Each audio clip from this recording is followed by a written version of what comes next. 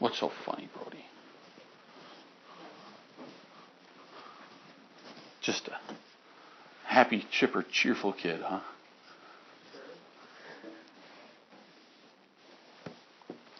I'm not buying nothing. Just can't do it. It's got to be something. Oops.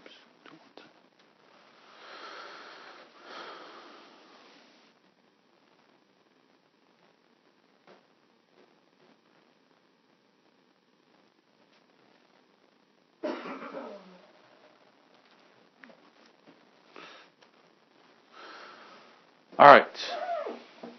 Please follow along in your Bibles. This is lesson 17. David wants to build the temple. We're in 2 Samuel chapter 7. Make sure you're in 2 Samuel chapter 7 there.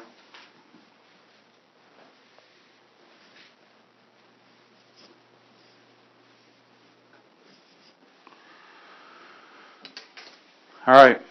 So, in our last lessons, we had seen how David had gone and fought some battles. Okay, we're going to progress now through a time in David's rule of his kingdom, in which things started settling down a little bit. He was able to kind of slow down and establish his place in Jerusalem there. And that gave him time to think about other things. It also creates some trouble, or gives his family time to think about some things later on in the lessons. But we'll see about David desiring to build the temple here. So 2 Samuel chapter 7, verse 1. It came to pass, when the king sat in his house, and the Lord had given him rest round about from all his enemies, that the king said unto Nathan the prophet, See now, I dwell in an house of cedar, but the ark of God dwelleth within curtains. And Nathan said to the king, Go, do all that is in thine heart, for the Lord is with thee. So, that's what we want to start here. David, you can imagine him probably sitting in maybe a chair, or maybe out on a porch overlooking the city of Jerusalem, or inside one of his rooms enjoying maybe some wine and some food. And he's sharing it with his friend Nathan the prophet. These are two men who are leaders of the kingdom, gathered together. And they're probably discussing many of the matters that pertain to the godly direction of the kingdom. So, it only fits that at some point in their conversations, David would be looking around and go, Now, Nathan, look at the beauty that we live in here. Look at my palace. It's been supplied with the best of woods and marbles. King Hiram gave them to me as gifts. It's a luxurious place. Look at this, Nathan. We've got all of this just for ourselves. And yet, think about it, Nathan. The ark of the Lord, that center of the worship of this whole nation, is in nothing but a tent, some drapes and curtains surrounding it. What do you say, Nathan? Let's build a house suitable for the Lord, for His ark. Let's build Him a grand temple. Nathan says, No. Now there, David, that is a good idea. That's what we should do. Nathan approves of it. So we can imagine, again, the contrast there. I asked you to do that. What were some of those contrasts? Well, a rich, solid home compared to something small that flaps in the wind, probably lets the rain and the wind, the cold through. Beautiful palace filled with lots of people and warmth, and something probably very small and insignificant. So we can imagine all of those differences there. Okay?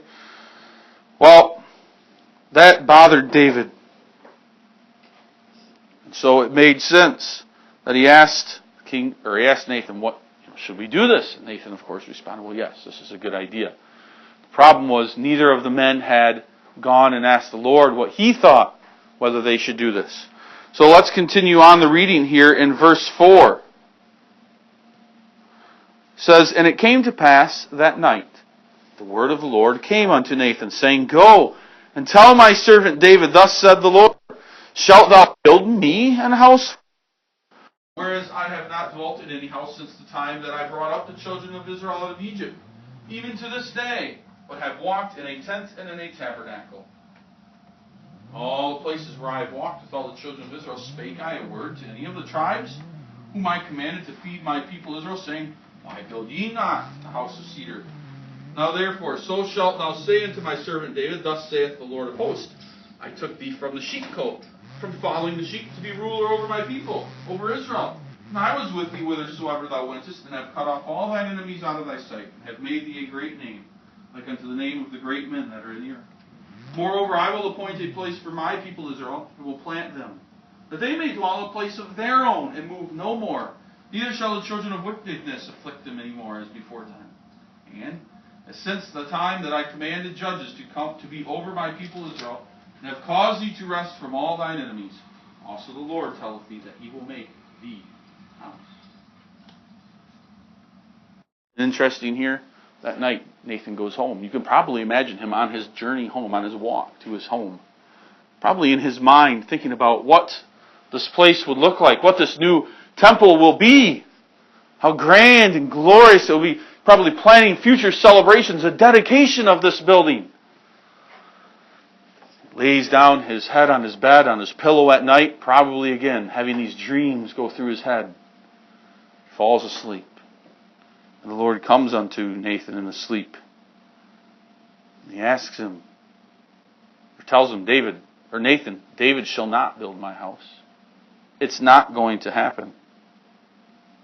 Now, the question, maybe Nathan awoke immediately after that, and he might have thought in his mind, well, was it wrong for David to say he wanted to do this? Was it wrong for me to tell him that it was a good thing to do? No. No, there was nothing wrong with these men desiring to build God a house to live in. That's a good thing. There's nothing wrong with that. But the fact of the matter is, David will not build it. Instead, we know from, in our parallel passage, that his son Solomon will build the house. Now, God wasn't going to leave David and Nathan without reasons why he couldn't do it. He'd have to give David an explanation. And this is the explanation. It's not because you have neglected me. The Lord says, I've never asked for anything special. Now, isn't that a good example in our lives? Sometimes we're so tempted. Maybe Jaden and Amber are putting together their Christmas lists already. Going through the catalogs. Ooh, I'd like this gun. This fishing pole. Ooh, this would be really nice. We want to desire. The Lord doesn't do that here. He hasn't asked the people for a rich house. He doesn't need that. Now, He will make sure that it's built. But it's not that the people have neglected Him because the Lord never said. Because the time wasn't right. The Lord didn't want the people to build Him a house yet. Wasn't right. What were some reasons why it wasn't right? Well, the people had always been moving. They had been in Shiloh and then in Hebron, and now they're here in Jerusalem. And so God tells Nathan, this will be the permanent place. This is where the kingdom will be established. This is where Christ, kingdom will be established, or the picture of it here. Okay? So those are some good reasons. More reasons where, David, you fought many battles. You're a man of war. There's much blood on your hands. Okay? Well, quick go to 2 Chronicles Chapter 22. We've talked about parallel passages here. In verse 8, it says there, and it came to pass when Jehu was executing judgment. 1 Chronicles. Sorry, I said that wrong. 1 Chronicles. But the word of the Lord came to me, saying, Thou hast shed blood abundantly, and hast made great wars. Thou shalt not build an house unto my name, because thou hast shed much blood upon the earth in my sight. So, we see there that the Lord is not going to allow David to build the house. Okay? So, what is our reaction? We might think about that. David just was told no. Does he pout and get upset and become angry? No, we don't see that. And that's a good example for us. When the Lord may tell us no, sometimes we want something. We have to understand that's not God's way. Next, verses 12. Starting there, I want to start reading there. And when thy days be fulfilled, thou shalt sleep with thy fathers. I will set up thy seed after thee, which shall proceed out of his bowels, and I will establish his kingdom. He shall build an house for my name, and I will establish the throne of his kingdom forever.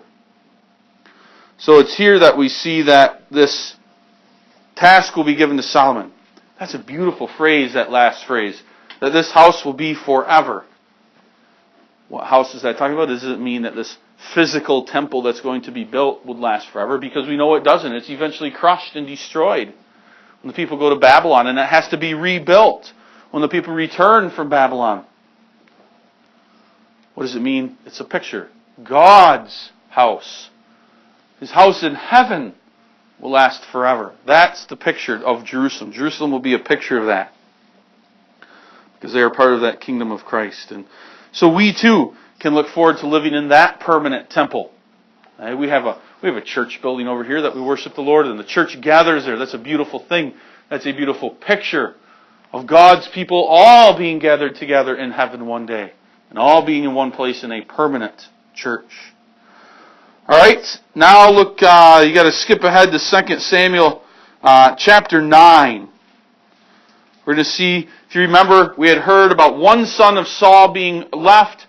He was actually a son of Jonathan. He had been dropped when he was only a few years old or a year old by his handmaid. Okay? And that's where we pick up here. David has not forgotten his promise that he swore to Jonathan. Chapter 9, verse 1, and David said, Is there yet any that is left of the house of Saul, that I may show him kindness for Jonathan's sake? And there was of the house of Saul a servant whose name was Ziba. And when they had called unto David, the king said unto him, Art thou Ziba? And he said, Thy servant is he. And the king said, Is there not yet any of the house of Saul, that I may show the kindness of God unto him? And Ziba said unto the king, Jonathan hath yet a son, which is lame on his feet. And the king said unto him, Where is he? And Ziba said unto the king, Behold, he is in the house of Machir, the son of Amiel, Lo-debar. Then the king David sent and fetched him out of the house of Machir, the son of Amiel, from Lo-debar. Now when Mephibosheth, the son of Jonathan, the son of Saul, was come unto David, he fell on his face and did reverence. And David said, Mephibosheth. And he answered, Behold, thy servant. And David said unto him, Fear not, for I will surely show thee kindness for Jonathan thy father's sake, and he will restore thee all the land of Saul thy father. And thou shalt eat bread at my table continually. And he bowed himself and said, What is thy servant, that thou shouldest look upon such a dead dog as I am? So, this chapter here tells about David continuing that friendship. David calls out, Is there anyone who would possibly know who of the house of Jonathan might still be alive? And yes, they locate this man, Ziba. He's a well-known servant of Saul, probably older in age. And he had probably, if there is anybody who would still know who some of Saul's relatives were alive, meaning Jonathan's sons, it would be this man Ziba. So, David sends for him, and then he asks him, Is there any yet of the house of Saul, that I may show the kindness of God unto him? Why is he showing the kindness of God? Because it's a picture. Right? And God tells us, and I ask you to look up that Luke 6, verse 36. He says this, Be therefore merciful as your Father is merciful.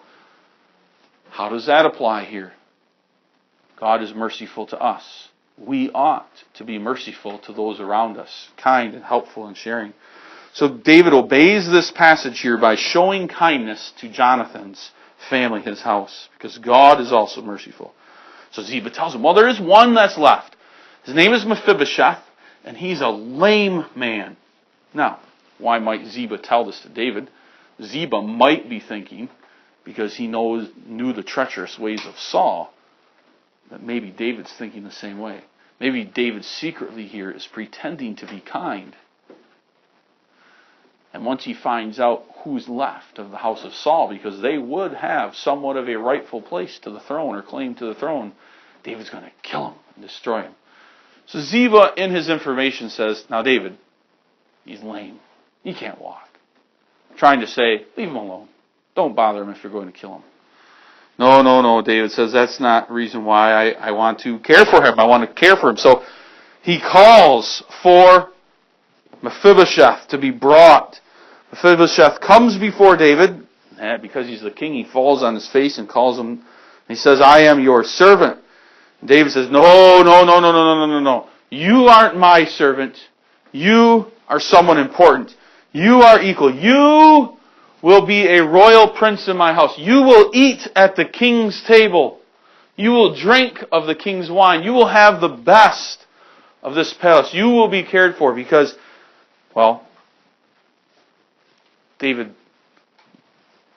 more than likely could physically see some of the resemblance of his old friend Jonathan in Mephibosheth. And he wants to care for it. He made that promise to Mephibosheth. Just like if something were to happen to one of your parents, you can be assured that one of your uncles or aunts or your parents' good friends, they would want to care for you. What's going to happen to so-and-so? What's going to happen to the children? What can we do to take care of them, to help them? And they would pour out ways to help you. Okay? And that's what David wants to do here. Just as God's mercy pours out on us and is overwhelming, so this mercy is overwhelming for Mephibosheth, who probably thinks, I don't deserve all this. Neither do we deserve the gift of God and His graciousness, but God still pours it out upon us. Continuing on here, verse 9, Then the king called to Ziba, Saul's servant, and said unto him, I have given unto thy master's son all that pertained to Saul and his house. Thou therefore and thy sons and thy servants shall till the land for him, and thou shalt bring up in the fruits, and thy master's son may have food to eat. But Mephibosheth, thy master's son, shall eat bread always at my table. Now Ziba had 15 sons, and 20 servants. Then Ziba said unto the king, According to all that my lord the king hath commanded his servant, so shall thy servant do. As for Mephibosheth, said the king, he shall eat at my table as one of the king's sons. And Mephibosheth had a young son, whose name was Micah. All that dwelt in the house of Ziba were servants unto Mephibosheth. So Mephibosheth dwelt in Jerusalem, where he did eat continually at the king's table, and was lame on both his feet. Not only would David show kindness to Mephibosheth here, but all of the lands that had belonged to Saul's family, that had probably been picked up or gathered up by different groups, they rightfully were Ziba's. Not Ziba's, they were rightfully Mephibosheth's. So David says, here's all of your land back. All that belonged to Saul is now restored to you. Now, Mephibosheth, being lame on his feet, is not going to be able to go out there and be the overseer. Instead, David appoints Ziba. Ziba, you will now be in charge of all lands. Make sure that they're farmed and tilled properly. Take in the riches and bounty of it and bring it here to the king's palace. Mephibosheth, you will stay here. You will eat at the king's table. I'm not going to send you away. Mephibosheth was shocked and humbled, and he called himself a dead dog. He didn't think he deserved anything. That's exactly how we ought to be too. We deserve nothing. We are dead dogs too because of our sins, but God has made us alive.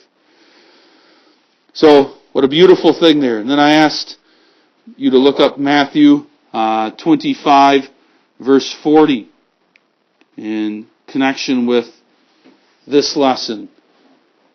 And that says there, Inasmuch as ye have done it unto the least of these my brethren, ye have done it unto me. David has done that unto someone who is least, here's this lame man. David has cared for him. The question is, how do we do that today? Do we see someone who is struggling, having a hard time, and do we laugh at them, mock them, and make fun of them? Or do we go over and say, hey, good job, keep up the good work, don't give up, I'll help you out? Do we show kindness to maybe the neighbor? It's an old lady, she's widowed, she needs help with raking her leaves. God puts hundreds of opportunities in front of us each month to be able to do those things. Do we just pass them by? Do we see someone who needs a little help? Are we rude and more concerned about ourselves? Maybe someone needs help getting out of church. Holding the door would be pretty helpful, but no, we just stand by and watch. Maybe laugh at them, make fun of them. But God says here, if you can't even treat those who need the most help, how do you dare treat those who need little help? Well, it's all about our hearts. We want what's best for us. That man who maybe is partially lame, or the widow who's pretty weak, feeble, fellow classmate or student who has a difficulty. It's much easier just to ignore them and want to associate ourselves with them. Might harm us. But God says we ought to take care of those who are the least in our midst. And it would be shameful if we didn't take those opportunities to do that.